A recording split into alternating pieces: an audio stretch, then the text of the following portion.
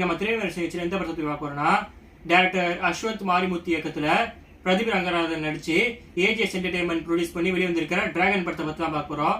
Dragon இந்த படத்தோட கதையை பத்தி பார்த்தோம்னா, பிரதீப் வந்து ஃபர்ஸ்ட் ஒரு ஸ்கூல் ஸ்டூடெண்ட் காட்டுவாங்க. அவர் வந்து 12th 96% எடுத்து பாஸ் பண்ணி ஏஜிஎஸ் அப்படின்ற ஒரு காலேஜில் போய் சேருவாரு. அங்க பாத்தீங்கன்னா உருப்படம் போயிடுறாரு. ஃப்ரெண்ட்ஸுங்களோட பேச்சை கேட்டு டோட்டலாக ஆப்போசிட்டாக மாறிடுறாரு. வெளியே வரும்போது 48 அரியரோட வெளியே வர்றாரு. அதனால வேலை கிடைக்காம அவரோட ஃபேமிலியெல்லாம் ஏமாத்திட்டு வேலை செய்யாம ஏமாத்திட்டு ஒரு ரூமுக்கு போயிடுவாரு. போய் சிகரெட் பிடிப்பாரு, ஃபோன் பார்ப்பாரு, ரீல்ஸ் பண்ணுவாரு, டிவி பார்ப்பாரு, குடிச்சிட்டு இருப்பாரு. அவள் தான், மற்றபடி ஒன்றும் செய்ய மாட்டாரு.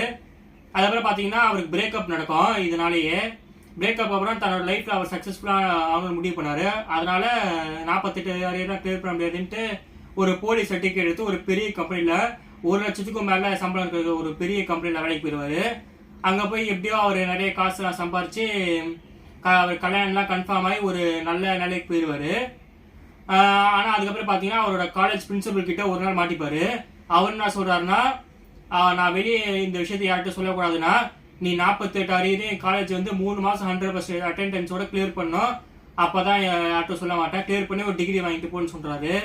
இவரும் வேற வழி இல்லாமல் ஃபேமிலியும் ஆஃபீஸையும் எப்படியும் கன்வின்ஸ் பண்ணிட்டு 3 மாதம் அங்கே போய் 47 அரியர்ஸை கிளியர் பண்ணிடுறாரு. 48வது அரியரில் சொதப்பிடுறாரு. அதனால அதையும் ஒரு ஃப்ராட் தனம் பண்ணி பாஸ் பண்ணி வெளியே வந்துடுறாரு.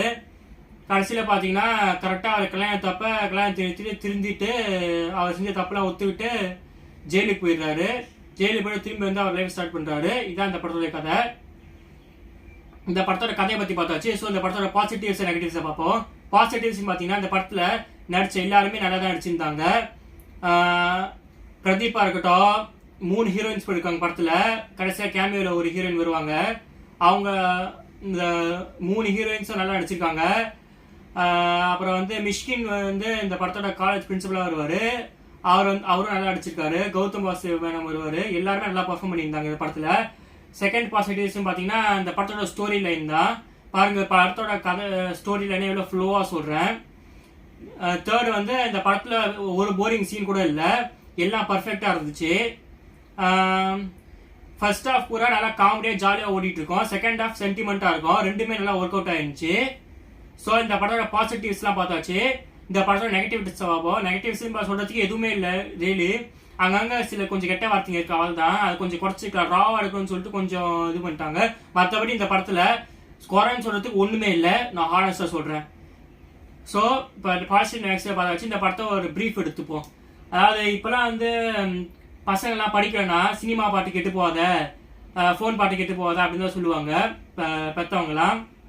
ஆனால் இந்த மாதிரி படம்லாம் வாழ்க்கையில் படிக்கலாம் என்ன ஆவீங்க, ஃப்ராட்தனம் பண்ணிலாம் வாழ்க்கையில் முன்னேற முடியாது. கடைசி வரைக்கும் எப்பயோ செஞ்ச தப்புலாம் நினச்சி கில்ட்டியாக ஃபீல் பண்ணிட்டு தான் இருப்பீங்க வாழ்க்கை பூரா. ஸோ படிங்க அப்படின்ற ஒரு சோஷியல் மெசேஜை ஸ்ட்ராங்காக இந்த படம் கொடுக்குது என்டர்டெயின்மெண்ட்டோட. அதுக்காக இந்த படத்தோட டைரக்டருக்கு என்னோட தேங்க்ஸை நான் சொல்லிக்கிறேன். அதனாலே இந்த படம் வந்து ஒரு சக்ஸஸ்ஃபுல் படமாக ஆகணுன்ட்டு நான் கடவுளை வேண்டிக்கிறேன். இந்த படம் யாருக்கான படம்னா, இதை யார் வேணாலும் பார்க்கலாம். முக்கியமாக சில்ட்ரன்ஸ் அண்ட் காலேஜ் ஸ்டூடெண்ட்ஸ் அவங்களாம் போய் பார்க்க வேண்டிய படம். அவங்களாம் பார்த்தீங்கன்னா படிக்காத பசங்க கூட படிக்கணுன்ற ஒரு எண்ணம் வந்துடும். இந்த படத்துக்கு நான் கொடுக்குற ரேட்டிங் 95 out of 100. இந்த படத்தை தியேட்டரில் பார்த்து என்ஜாய் பண்ணுங்கள்.